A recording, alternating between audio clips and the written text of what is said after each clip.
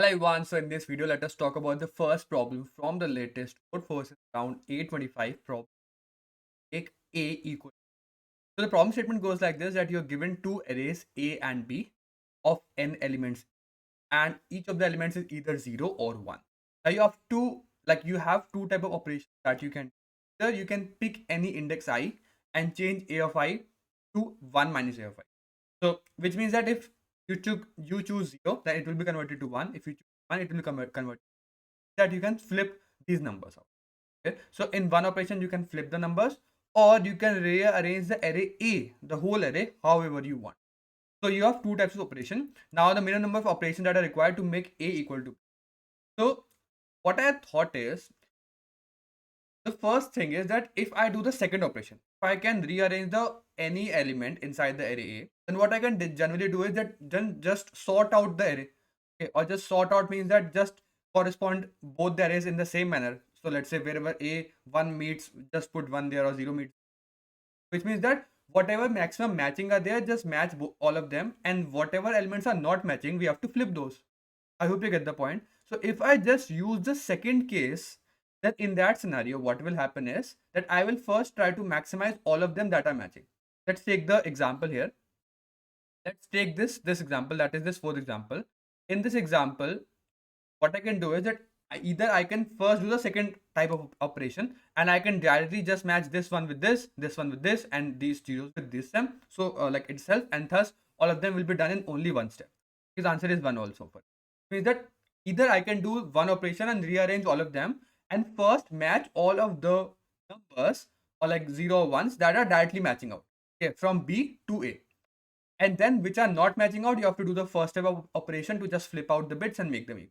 So one of the possible answers is just to like you can just sort out the whole both the arrays, but just sorting, which means that you are just matching out the ones that are just directly matching out, and those are which are not matching out, you can directly just do.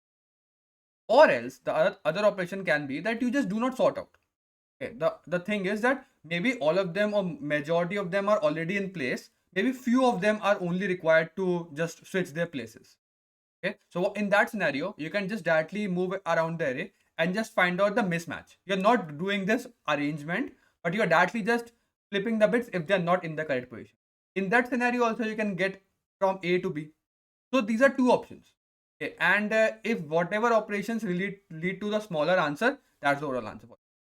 Nothing much complicated. You just have to think over what is the possible scenarios from which the answer can be derived from, and you just have to like check out from that.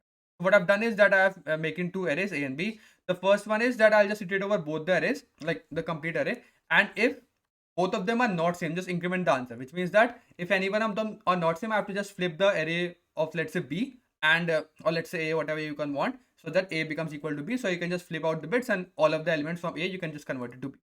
Or as the other case can be just sort out A and B. Okay, in that scenario, all of the numbers which are like, let's say, all the zeros will come and all of the ones will come, so that all the zeros and ones will come in the matching correspondence, that majority of them will be matched out. After that, we just iterate over again the whole array. I'll do the same thing, and then in that scenario, because I've like sorted the manner, most of the numbers will get matched out. Those will get matched to each other, and ones will get matched to one. All the ones that are left will only be left, and in that scenario, we'll just increment the total, just count out how many are mismatched after sorting. In that scenario, you will also get the answer and just minimize over both of these.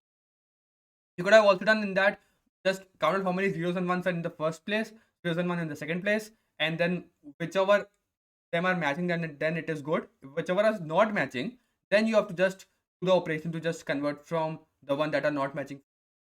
Okay, that is also one of the things that you could have done, but whatever you want, and then just minimize the answer over scenarios, and that's the answer. So that's the overall thing. These are O of n, and this is sorting is O of n log n. So that could be done in O of n also, but the rank complexity doesn't matter too much. That's the overall logic and the code part for this particular problem. If you still have any doubts, you can mention it in the comment box of this particular problem. I will see you next time, like coding.